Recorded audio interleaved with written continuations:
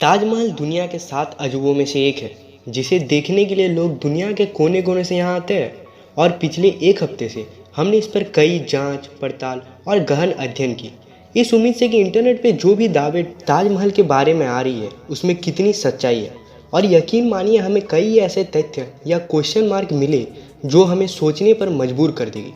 Video शुरू करने से पहले बता दूं कि ये वीडियो किसी रिलीजन के खिलाफ नहीं है, बल्कि एक इंसान के मानसिकता के खिलाफ है, जिसका नाम है शाहजहां। ताजमहल के बारे में हमने बचपन से यही सुना है और पढ़ा है कि ताजमहल का निर्माण शाहजहां ने अपने बेगम मुमताज़ की याद में किया था। ऐसा कहा जाता है कि ताजमहल का नाम मुमताज़ के नाम पर ही रखा गया था। मुमताज़ के कब्र के लिए ये पूरा ताजमहल बनाया गया था। ताजमहल को बनाने के लिए 20,000 मजदूरों ने 22 वर्षों तक काम किया था। और अगर ये बात सच है तो इस निर्माण के बारे में एक भी कागज़ या कोई भी रिकॉर्ड्स कहीं मौजूद क्यों नहीं है? या फिर उस समय के कई यात्रियों ने अपने भारत की यात्रा के दौरान ताजमहल के कंस्ट्रक्शन के बारे में कहीं क्यों नहीं लिखा था? लेकिन ताजमहल को हम जो प्यार के निशानी के तौर पर देखते आ रहे हैं, क्या वो वाकई में सच है? नहीं। कुछ इतिहासकार, कुछ आर्कोलॉजिस्ट और हमारे जैसे कई पर्यटक सभी इसके लिए जिम्मेदार हैं, जो हमें सालों से बताई जा रही झूठी कहानी पर विश्वास करने के लिए मजबूर करती है। क्योंकि ताजमहल से ही लगकर एक प्राचीन मंदिर का अवशेष पड़ा है और पास ही एक ताजमहल से भी पुराना मंदिर है जहाँ पर कोई भी नहीं जाता। अगर हम ऐसे ही अपने इतिहास को नज़रअंदाज करेंगे तो आने वाला भविष्य कैसा होगा, इसका अंदाज़ा आप लगा लीजिए। देखिए, यह बात तो सबके सामने सच है कि ताजमहल 7 माले का एक इमारत है और जो मकबरा हमें दिखाया जाता है वो 4थे माले पर है। विद ड्यू रिस्पेक्ट, इस्लाम धर्म में किसी भी शव को ज़मीन पर रखा जाता है, तो फिर शाहजहां ने इस्लाम के इस नियम को क्यों नहीं माना और ये कब्र 4थे माले पर कैसे बनाई गई? इसका जवाब अगर आपके पास है तो मुझे नीचे कमेंट बॉक्स पे ज़रूर बताइए। क्या आपके पास इसका कोई जवाब है? नहीं। मुमताज़ की मौत बुरहानपुर में हुई थी जब वो अपने 14वें बच्चे को जन्म दे रही थी। बुरहानपुर से उनकी लाश को आगरा तक कैसे लाई गई? और अगर ताजमहल को बनने में 22 साल लगा तो 22 साल तक उन्होंने लाश को कैसे और कहाँ रखी थी?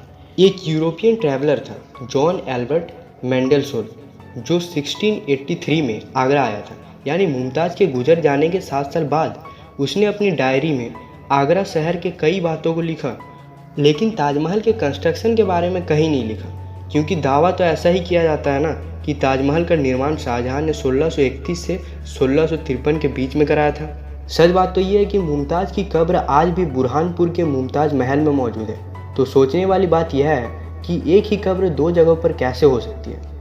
वाह क्या सीन है, वाह क्या सीन है। क्या आपने कभी सोचा है कि अरब, ईरान, अफगानिस्तान और अन्य जगहों पर एक भी ऐसे मस्जिद या कब्र नहीं है जिसके नाम के आगे महल लगाया गया हो? और यह मुद्दा सुनने में जितना छोटा लगता है उतना है नहीं, इसलिए इस मुद्दे पर गौर जरूर करें। इस मुद्दे पर इस दावे को और जोर मिलता है कि यहाँ पर पहले से ही एक निर्मित महल था जिसे कब्रगाह में बदल दिया गया। लेकिन कब्रगाह में बदलते वक्त उसका नाम नहीं बदला गया, बल्कि असली नाम में थोड़ा फेरबदल किए गए और सारा का सारा क्रेडिट शाहजहां ने अपना नाम करा लिया। शाबाश बेटा, बहुत बढ़िया मुन्ना।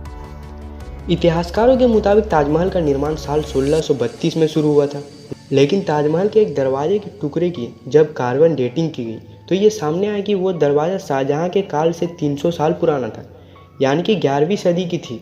अगर ये पूरा महल शाहजहां ने बनाया था, इतने महंगे संगमरमर से इसे सजाया था, तो वो 300 साल पुराना दरवाज़ा वहाँ कैसे आया?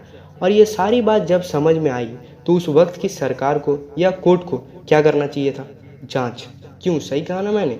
लेकिन ऐसा कुछ नहीं हुआ। उल्टा वो दरवाज़ा वहाँ से निकाल कर वो जगह ईंटों से बंद कर दी गई।